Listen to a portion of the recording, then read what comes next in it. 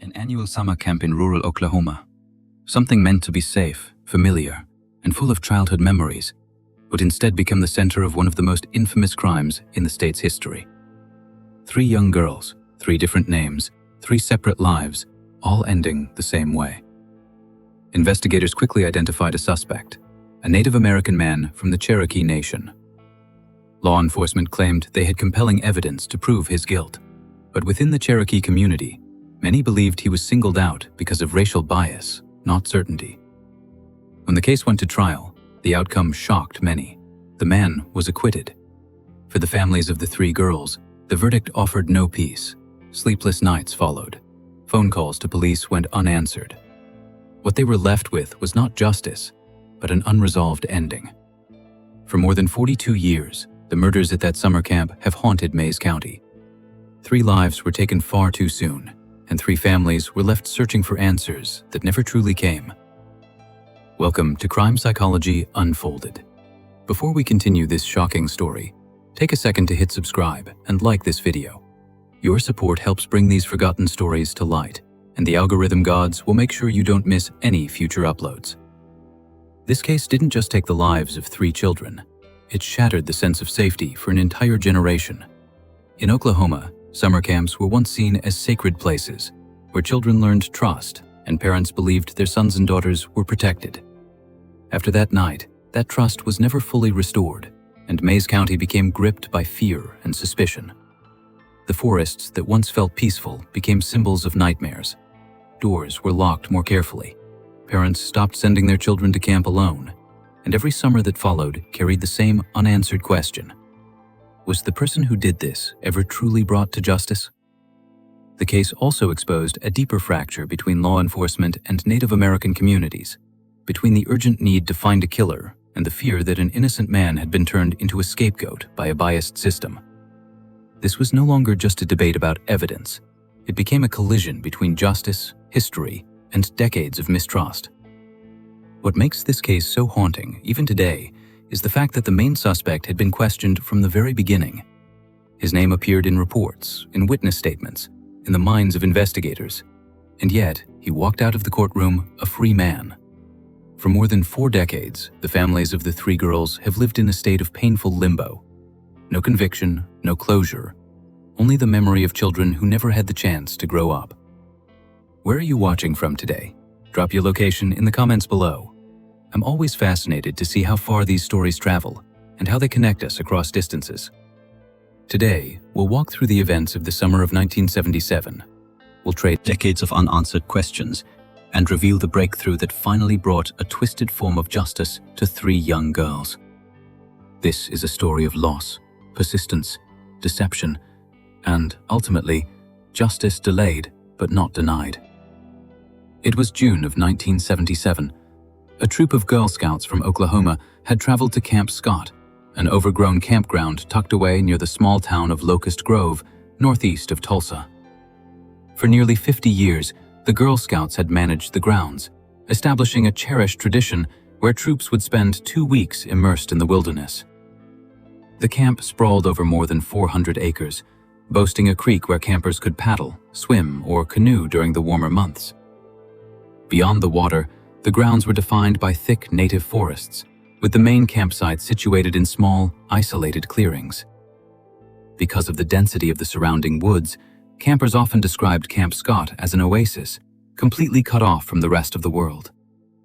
Yet, despite the palpable excitement surrounding the 1977 trip, 10-year-old Doris Milner found herself consumed by second thoughts in the days leading up to her departure. 2 of her best friends had decided not to attend, and Doris worried that she would be lonely and homesick. To a 10-year-old, a 2-week stay away from home felt like an eternity, especially without friends to sit next to on the bus. Doris's mother tried to reassure her, promising that if the homesickness became too much to bear, she would come to pick her up. Michelle Hoffman, conversely, was hoping to become a camp counselor. She had visited Camp Scott enough times that it felt like a second home. Yet she had never forgotten the wonder she felt during her first trip at 9 years old. Now, the camp routine was second nature to Michelle, and she was ready to help the next generation of Girl Scouts settle in. When When she arrived at the Girl Scout headquarters in Tulsa on June 12, 1977, Michelle immediately noticed Doris. It was obvious that the younger girl did not share the excitement radiating from the others. Michelle approached her, offering reassurance and inviting Doris to sit next to her on the bus so they could ride to Camp Scott together. Doris agreed, and as the scouts lined up to board, she followed close behind Michelle. The gesture seemed to work. Doris cheered up during the journey, eventually joining in as the girls sang camp songs. The campground was divided into different campsites known as units, each named after a Native American tribe. Every unit provided space for one tent where the counselors slept, surrounded by up to 10 tents for the young campers. These were standard Girl Scout issue, offering more protection than a typical tent. They were propped up on wooden platforms and surrounded by canvas walls on all 4 sides. Each tent had room for 4 campers sleeping on small wooden cots, with the interior accessible by unzipping and rolling up the canvas walls. All the scouts had been assigned their sleeping quarters. Doris was assigned to Tent 8, sharing the space with 2 other girls, Lori Farmer and Michelle Goose. Michelle was 9 years old, while Lori was only 8, making her the youngest girl on the trip. There was meant to be a 4th girl, Kristen Chenoweth, staying in their tent, but she had fallen ill and was unable to attend. As night fell, Doris sat inside Tent 8 with Michelle and Lori, feeling much more at ease than she had that morning. Their tents had been pitched just in time to shelter them from the heavy rain outside, which was quickly evolving into a thunderstorm. To allow the counselors to watch over the children, the campers' tents were arranged in a semicircle, curving away from the staff tent. However, Tent 8 was the furthest away, partially obscured from view by the shower blocks. When it was time for bed, multiple counselors checked on the girls. Michelle Hoffman, wanting to ensure her bus companion was settling in, checked Tent 8. She found that all 3 girls had already fallen asleep, exhausted by the day's events. Satisfied that Doris had made friends and was resting peacefully, Michelle returned to her own tent and went to sleep. On the night of June 12th, the campers at Camp Scott suffered a broken night's sleep, disturbed by strange noises drifting from the woods. At 1:30 a.m., Counselor Carla Wilhite was awakened by a loud groaning sound nearby. This was not the first time Carla had been unsettled by such sounds. Weeks earlier, while sleeping in the staff house, she'd woken to a noise right outside her door. When she investigated, no one was there. Returning to bed, she heard the camp dog Sally growling and barking, behavior Carla found terrifying, as Sally never growled at staff or campers. She knew only a wild animal or a prowler would provoke such a reaction. Just like that previous night, Carla got up at 1:30 a.m. on June 13th to investigate. She scanned the campsite for the source of the groan, but saw nothing out of the ordinary. Several young scouts also heard the noise, but quickly drifted back to sleep. Carla eventually returned to bed, convincing herself the sounds were merely a wild cat or a hungry bear. Only 30 minutes later, another camper woke to the sound of a zipper. She noticed someone opening the tent flaps, waving a flashlight around. Some girls saw a man wandering outside. When they shone their own flashlights at him, he turned and walked away without acknowledging them or showing his face. Confused, but not sensing immediate danger, the girls went back to sleep. Approximately 1 hour later, a different camper woke to the sound of screaming. Although it was difficult to pinpoint the location in the dark, the screams seemed to originate from the outskirts of the campsite, in the direction of Tent 8. A third camper heard the same screaming, accompanied by a young girl's distressed voice crying out, "Mama, Mama, Mama." None of the counselors heard the screams or the voice. The young campers, alone, in the dark, did not know what to do. They assumed one of the girls was having a nightmare or suffering from homesick tears. After a while, the screaming stopped, and the silence of the forest returned. The next morning, Carla woke up at about 6 a.m. and headed toward the shower block. As she glanced past the showers, she saw something out of place. A sleeping bag lying on the ground outside a tent with somebody sprawled on top of it. It was quickly clear to Carla that the young girl on top of the sleeping bag was no longer alive. She was covered in blood from a severe beating, leaving her almost unrecognizable. Carla had just discovered the body of Doris Milner, the same 10-year-old girl who had been reluctant to come on the camping trip in the first place. Confused, half asleep, and suddenly terrified, Carla ran for help. She found the camp's nurse and one of the directors, telling them that they needed to come with her immediately. The nurse initially believed that Carla was overreacting and that one of the girls had simply been injured. But when she arrived at Doris's body, she realized that Carla's panic was justified. Carla and the other counselors began searching the tents and quickly discovered that one was completely empty and the inside was smeared with blood. One of the girls who had slept in Tent 8 was now deceased, dumped in her sleeping bag in the woods, and the other 2 girls and their sleeping bags were nowhere to be seen. The search had only been underway for a couple of minutes when the counselors discovered the bodies of the remaining 2 campers lying on a trail that ran between Tent 8 and the showers. The girls had been stuffed inside the sleeping bags out of sight after being bludgeoned to death. The annual camping trip was quickly brought to a close. The camp director immediately began to send the young campers back onto the bus, simultaneously attempting to minimize groups of children from contaminating the crime scene. After being evacuated that day, the camp was closed permanently. This was the last camping trip that would ever be held at Camp Scott. During the autopsies, the medical examiner found that all 3 of the young victims had been sexually assaulted before their deaths. Even though all 3 girls had been severely beaten during the assault, they didn't have the same cause of death. Both 8-year-old Lori and 9-year-old Michelle had died from blunt force trauma, but 10-year-old Doris had been asphyxiated by strangulation. Examination of the forensic evidence found inside the tent showed that the entire attack had taken place inside Tent 8, after the unknown assailant unzipped the tent flaps and climbed inside. The brutal sexual assault and bludgeoning of all 3 girls had left Tent 8 soaked in blood.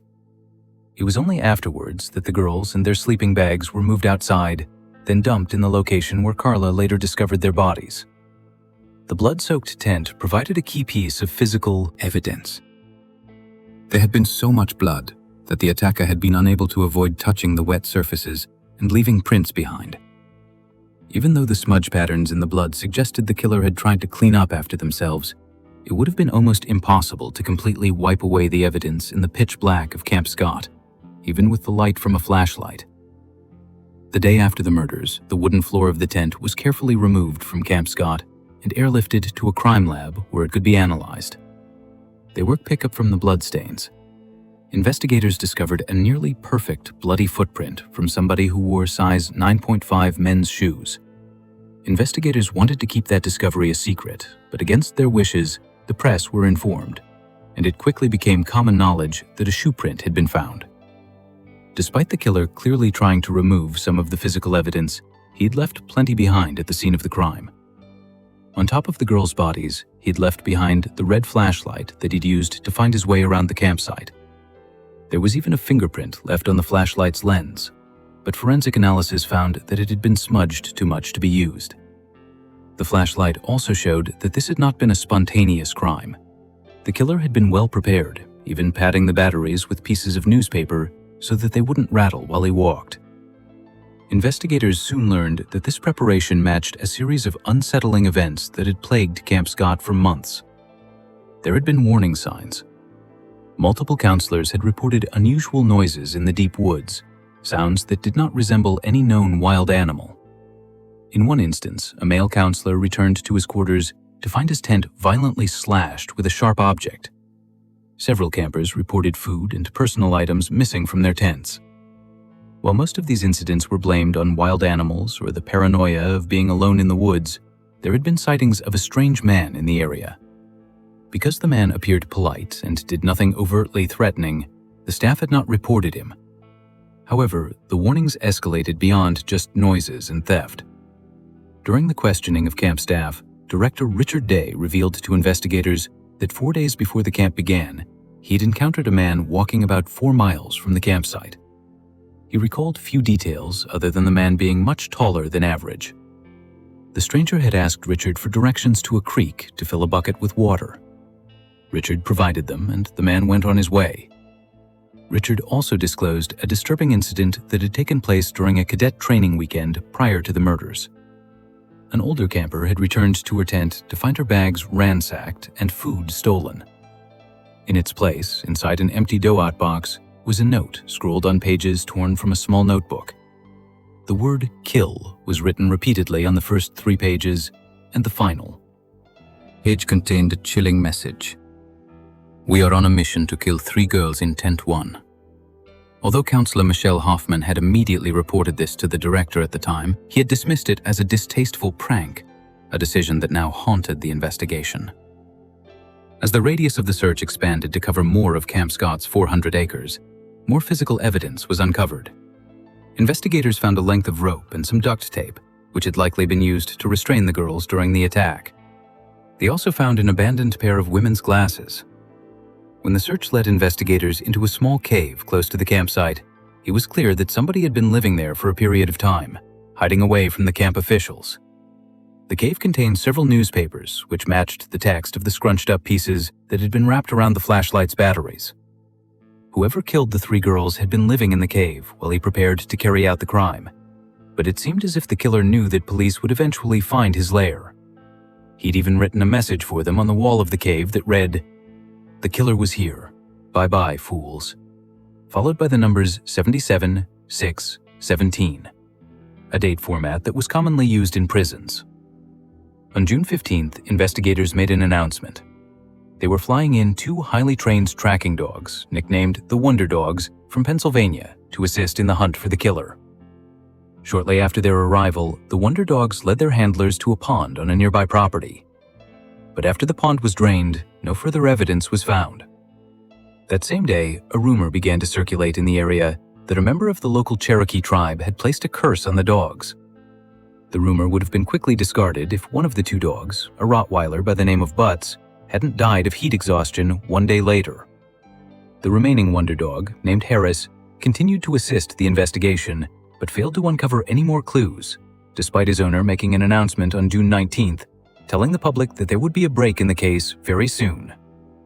While Harris was being transported back home to Pennsylvania, the usually well-trained dog escaped and ran directly onto a busy road.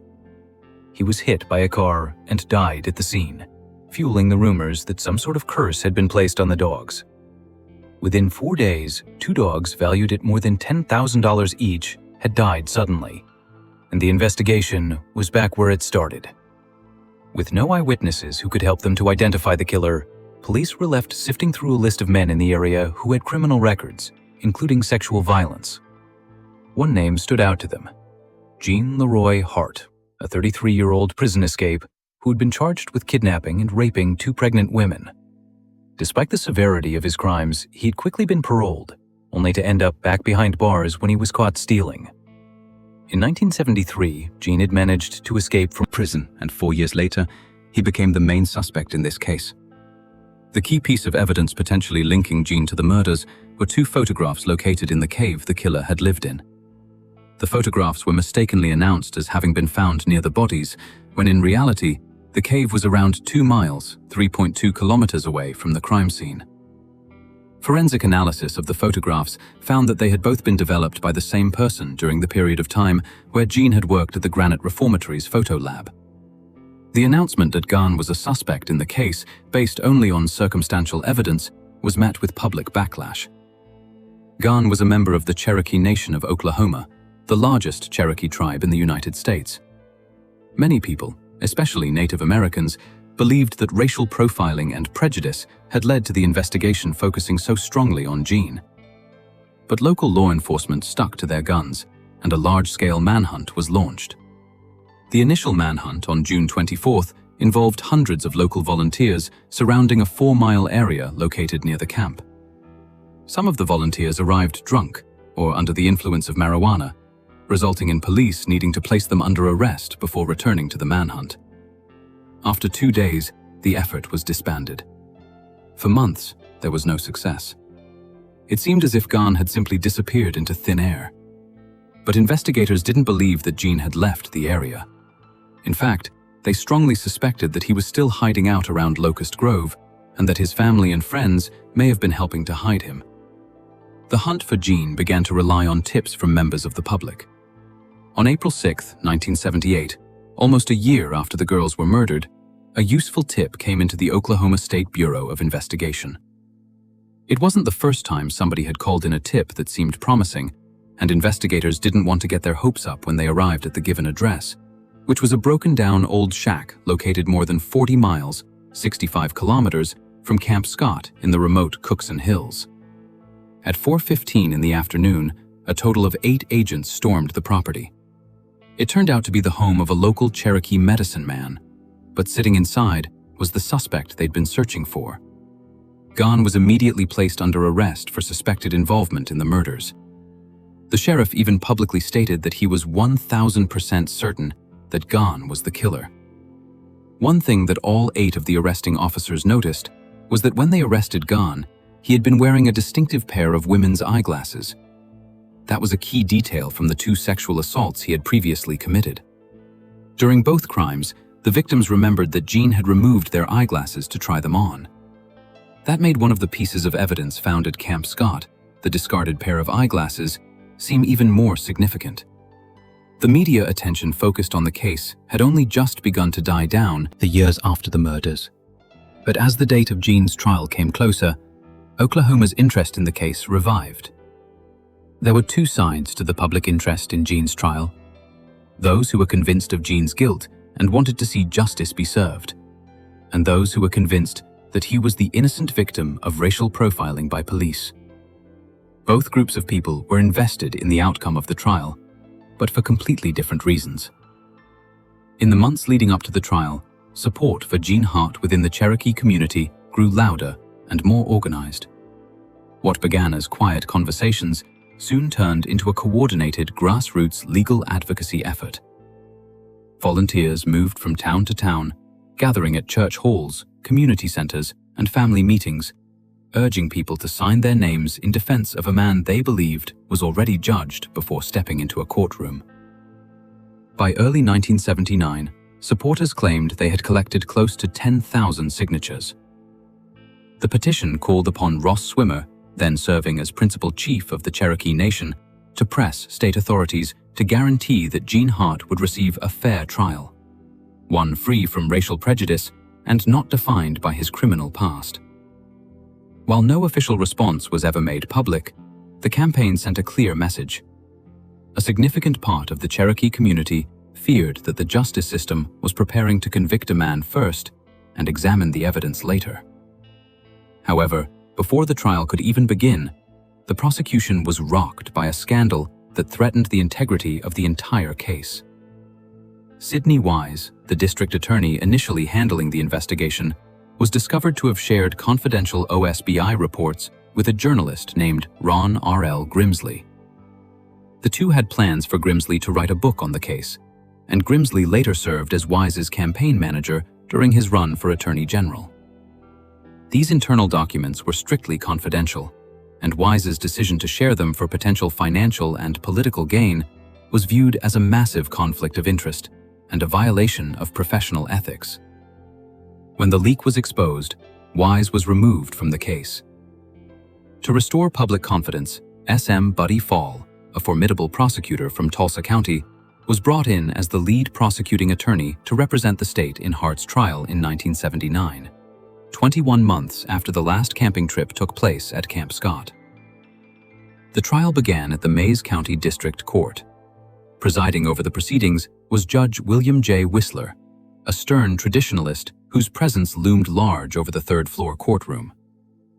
Jean's supporters gathered outside, wearing T-shirts that said, "Stop the Mayes County Railroad," a reference to how they believed Gahn was being used as a scapegoat by investigators. Reporters and journalists descended on the courthouse. Gahn was represented by a local attorney, Garvin A. Isaacs, who had come highly recommended as an ex-public defender. Jean's supporters had raised the money to hire him. Isaacs was joined by co-defense attorney Gary Pitchlin, who, though relatively new to the profession, worked closely with Isaacs to dismantle the state's narrative. The first time that Garvin met his client, Jean immediately stated, "I want you to know one thing. I didn't kill those Girl Scouts." For some reason, those words struck Garvin as being authentic. Later, he remembered that moment, stating, "Those were the first words out of Jean's mouth." I believed him when he said that. The prosecution's case, led by SM Buddy Fall, depended on a large amount of physical evidence. The collection of items found at the cave where the killer had stayed, photographs that had been linked to Jean's previous job at a photo lab in prison, the men's shoe print left in the tent, and the samples of hair and semen that had been found at the crime scene. Fallis's central argument was that Hart was the only person with the motive, history, and dark familiarity with the woods required to commit such an act. During his opening, Fallis looked toward the jury and said this was a mission of shadows. Jean Leroy Hart lived in those shadows, watching, waiting until he found exactly what he was looking for in Tent 8. Today, this evidence might have told a different story. With modern DNA evidence, the killer could have been directly implicated, conclusively proving that Jean was, or wasn't, at the scene of the crime. But in 1979, forensic science was still 7 years away from the introduction of basic DNA evidence, and that meant that all of the prosecution's evidence was only circumstantial. The only thing that could have proved that Jean was the killer were eyewitness sightings or fingerprints, and the state had neither of these things. The flimsy evidence provided by the prosecution practically created defense attorney Garvin Isaac's argument for him. He told the jury that the men's shoe print found at the crime scene wasn't the same size as Jean's, and that the hair samples couldn't provide a conclusive match to his client. He frequently clashed with Judge Whistler, feeling that the court was biased toward the prosecution. Isaacs repeatedly hammered home the logistical impossibility of the crime. How?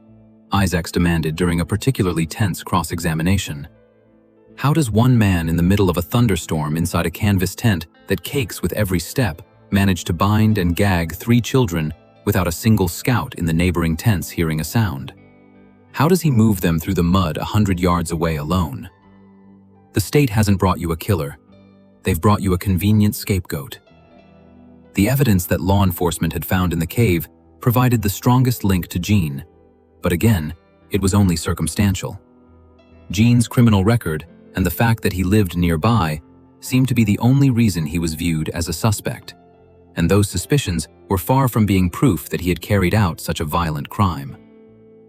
The defense also suggested that another local criminal had been the perpetrator, a convicted rapist by the name of William Stevens.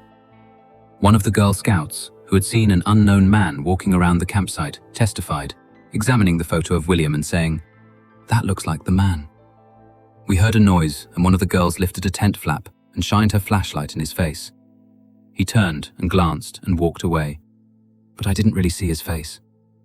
One of William Stevens's friends, Joyce Payne, also testified, telling the jury that he had borrowed her flashlight for a fishing trip shortly before the murders, and she had never received it back.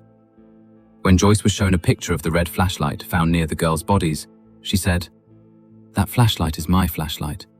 It was given to me by my son." Joyce's son, Larry Payne, told the jury that he had seen William Stevens shortly after the murders, and that William had been covered in claw marks along his forearms and neck. His boots had also been covered in what looked like blood, and he had requested to go to Larry's bathroom to clean them off. William's employer confirmed that he had been working in Florida around the time of the murders, and Larry eventually recanted his statement. William died in 1984, so the question of his involvement is yet another mystery. Like several other violent offenders in the nearby area, William Stevens had been a suspect in the investigation. But after thorough questioning, investigators felt confident that he was not the killer, and they eliminated him as a suspect. The defense alleged that that decision had only been made because local law enforcement wanted to pin the crime on Jean. In his closing argument, Isaacs didn't claim Hart was a saint, but he reminded the jury of the standard of proof. If you have a doubt, any reasonable doubt, the law demands you set this man free. You cannot convict a man because you are angry. You cannot convict him because he was hiding in the woods. You can only convict him if the state has proven its case, and they have failed. On March 20th, 1979, Jean Leroy Hart was officially acquitted after the jury unanimously decided that he was not guilty of the murders. Interviews with jurors later revealed that while many suspected Hart, the evidence simply didn't meet the legal standard of beyond a reasonable doubt. The verdict came as a shock to many locals who had been following the case. In their eyes, it seemed clear that Jean was the killer. For Jean's supporters, still protesting outside the courthouse, it felt as if their efforts had paid off. However, the courtroom itself remained a powder keg of emotion. Immediately after the acquitter was read, Garvin Isaacs, driven by a mixture of adrenaline, professional pride, and a lingering feeling that the court had been unfair to him, approached a juror and began aggressively questioning them about the trial proceedings. Judge Whistler's gavel crashed down. "Mr. Isaacs, step back," the judge barked. Isaacs refused to be silenced, began publicly arguing with the judge in a loud, disruptive manner, challenging Whistler's authority and his handling of the trial. The judge's response was swift and severe. He found Isaacs in contempt of court for his disruptive behavior and for violating procedural rules by harassing the jury post-verdict. Whistler issued a warrant for Isaacs' arrest and scheduled a separate hearing, an incident that would become a permanent blemish on the attorney's career. Isaacs' reaction stemmed from a desire for the jury to acknowledge Hart's true innocence rather than just a lack of evidence. But his emotional outburst was a bridge too far for the court. The families of the 3 Girl Scouts were devastated, and in an attempt to reassure them, prosecutors reminded the families that Gann was going back to prison regardless of the not guilty verdict. Gann had plenty of crimes that he had already been convicted of, 4 burglary charges, as well as the kidnap and rape charges from his first arrest, and additional charges for his prison escape. He was returned to Oklahoma State Penitentiary, where he had only served 3 years of his 308-year sentence before his escape. After Gene's acquitter, the investigation seemed to slow and then stop. From very early on in the case, local law enforcement had been convinced that they'd found their killer. The public began to wonder if the sheriffs had been so focused on Gene that they'd made it easy for the real murderer to slip through their grasp and escape justice. The next break in the case came a decade after the trial, when the case was revisited using new technologies that allowed forensic testing of DNA samples. DNA testing of the semen found in the bodies of all 3 victims was carried out in 1989, and 3 out of the 5 tested samples showed a match to the DNA of Gene Leroy Hart. However, those results couldn't be used to conclusively show that he was the killer because the remaining 2 samples showed an inconclusive result. Forensic experts believed that statistically, 1 in around 7,700 DNA samples from Native Americans would have the same result as Gene. That meant that while it was much more likely that Gene was the killer, it wasn't the kind of proof that would close the case. So the search for the killer of the Oklahoma Girl Scouts continued, and in 2008, more DNA testing was carried out. That time, forensic analysts took samples from stains that had been left on a pillowcase in Tent 8, but 30 years had passed since the crime, and the DNA samples had degraded too much to be used for creating a DNA profile. Another 10 years passed, and DNA technology continued to become more and more advanced. The rest of the world had moved on from the fascination with the 3 Girl Scouts murdered in Oklahoma, but Mayes County never did. Mayes County's new sheriff, Mike Reed, had grown up in the area, and when the Girl Scouts were murdered, he'd been around the same age as the year victims. Like any other local, he was familiar with the case. It had caused paranoia in families across the state. If their children weren't safe at a scout camp, where would they be? Now, as an adult, Mike had become the sheriff, and he was asked to take another look at the case that had scared and fascinated him as a child. 1 year later, he brought the case to the National Center for Missing and Exploited Children, NCMEC, a private non-profit that is the largest child protection organization in the United States. At the NCMEC, a cold case board examined the Oklahoma Girl Scout murders. The board was made up of 23 highly experienced professionals who were a mix of FBI profilers, behavioral analysts, and seasoned homicide investigators.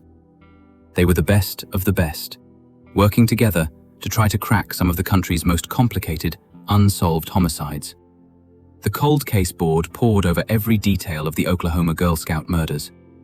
The physical and circumstantial evidence, the timeline, the autopsy reports, the small amount of DNA evidence, and everything that law enforcement had ever discovered about Gene Leroy Hart.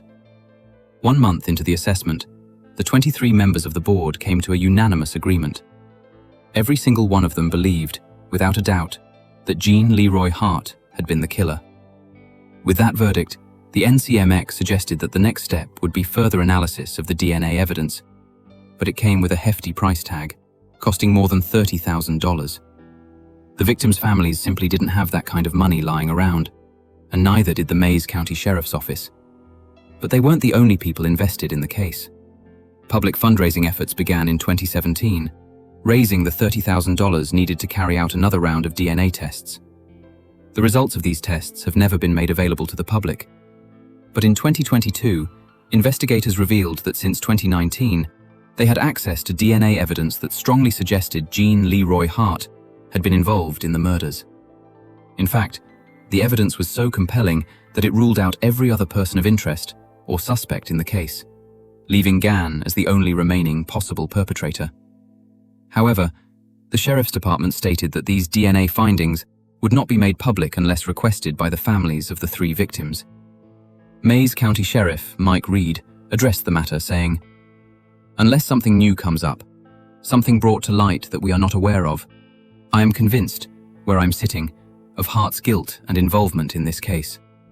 Even so, the Mays County Sheriff's Office never issued a formal legal conclusion declaring Jean Leroy Hart guilty.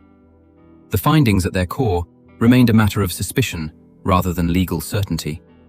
And even if a definitive conclusion had been reached, Jean would likely never have been held accountable for the deaths of the 3 Girl Scouts. Only a few months after his acquittal, he collapsed while jogging in the prison yard. He was 35 years old when he died of a massive heart attack, taking with him the only opportunity the justice system would ever have to confront him again. In the aftermath of his death, controversy followed. Many of Hart's supporters believed he had not died naturally, but had been poisoned, that he was, in their words, killed. His funeral drew more than 300 people and became the largest funeral the county had ever seen, a powerful reflection of how deeply divided the community remained. In 2022, Hulu released a docuseries about the crime called Keeper of the Ashes: The Oklahoma Girl Scout Murders. The host of the series was Kristen Chenoweth, the girl who had meant to be the 4th camper sleeping in Tent 8 that night. Kristen had grown up to have a successful career as an actress and singer, but she had never managed to escape from the what-ifs that haunted her. There was no reason for her to believe that she would have become Tent 8's only survivor. If she hadn't been ill and unable to attend the camp, she believed she would have met the same fate as Lori, Michelle, and Doris. At one point during the docu-series, Kristen reflected on the murders, saying, "This happened. There's no closure. There's no pretty red bow at the end." And for the people who are still mourning the 3 young girls, that statement holds true. For the victims' families, the unreleased results of the DNA provided some of the closure they needed, reassuring them that one man, who was likely involved in killing those little girls, was gone for good. But officially, Jean Leroy Hart has never been named as the killer. That is also coupled with some unanswered questions that may lead to a second perpetrator. The shoe print in blood that was 2 sizes smaller than Jean's, and the testimony about who had possession of the red flashlight. At his trial, there was also testimony from a blood spatter expert who claimed more than one weapon had been used, likely by someone both right-handed and left-handed. Is it possible that Jean was able to subdue all 3 girls without one of them managing to get away? Sure, but it would have been much easier with 2 people. Jean may be in the ground, but it is possible that a second killer has never been identified in the case. It is something history will probably never know, and the case of the Oklahoma Girl Scout murders technically remains unsolved. For the families of Lori, Michelle, and Doris, time never brought closure, only distance from the night that changed everything. The law did what it was designed to do. A jury followed the rules. A verdict was reached. But justice, in its truest sense, has always felt unfinished. In 2019, investigators acknowledged that they possessed DNA evidence strong enough to eliminate every other suspect, leaving only Jean Leroy Hart. And yet, even then, the case remained officially unsolved. No charges, no final declaration, no name placed beyond doubt on the record. So the question lingers, not just for these families, but for an entire community that has carried this case for decades. If the evidence was strong enough to point to only one man, why wasn't it enough to close the case? And when certainty exists without accountability, What does justice really mean? Thanks for being here and listening. Don't forget to hit the bell for our latest stories. Stay safe and take care with your loved ones.